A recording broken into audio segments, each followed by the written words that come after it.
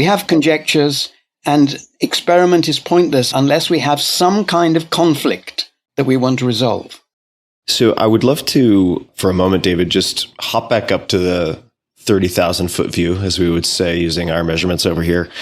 And looking at these four strands, what would you say for those people who are just being introduced to this conversation, the individual benefits are, and I know there are collective benefits, but the individual benefits of getting a basic understanding of each of these four strands, if we could start there? Yeah, that's a fourfold question, of course, even if you don't want the connections. I've been amazed the last few years with the pandemic how issues of epistemology have come to the fore and have become hot political issues. Whereas it used to be, just a few years ago when I was saying this to people, I would have to interest them on the fundamental level, on the theoretical level. What is science? What is observation? Is there such a thing as justification? And so on. And suddenly, these things have become political.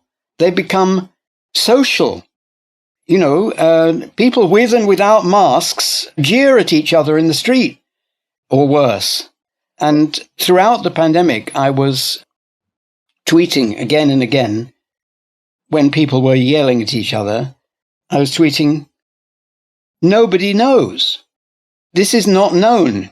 Many theories and many policies are reasonable because there isn't deep knowledge of what we're facing. Sometimes I would say, we will know. But I didn't want to prophesy. In some cases, we still don't know what the answer to these controversies are. And politicians and trolls on the internet want there to be a definite answer that is supported by science. We're following the science. Science isn't a thing of that kind.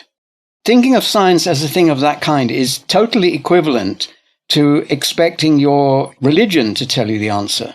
Or, one thing that's come up as well, your political theory. You can't deduce that just because you're in favor of putting the individual above the collective, you can't deduce the properties of the virus from that theory, nor from the other way around, nor if you're a socialist or a collectivist or whatever, can you deduce from your political theory that the best thing to do is to have massive lockdowns? It just doesn't follow. And so then, somebody will ask, when I say this to people, they will ask, well, what do you think then? What is the thing we should do? And I have to keep saying, we do not know. That's how we always begin. We begin with conjectures. We have a problem to do with the pandemic, all sorts of problems. We have conjectures. We can test the conjectures. But unless we have good explanations, which is another thing we could get to, there's no point even in testing them. Because without two good explanations, the rational thing to do with the result of an experiment that you don't like is to say, well, there's something else was affecting it. Something we don't know was affecting it. So that's epistemology. Now, with computation, as I mentioned before, it seems to me that Turing settled the issue and put icing on the cake, linking it with quantum theory, that AGI is definitely possible and that thinking is definitely a form of computation. We don't know what form, but we do know that some computer programs have all the attributes of human thinking, and some do not. And we don't know the difference between those two.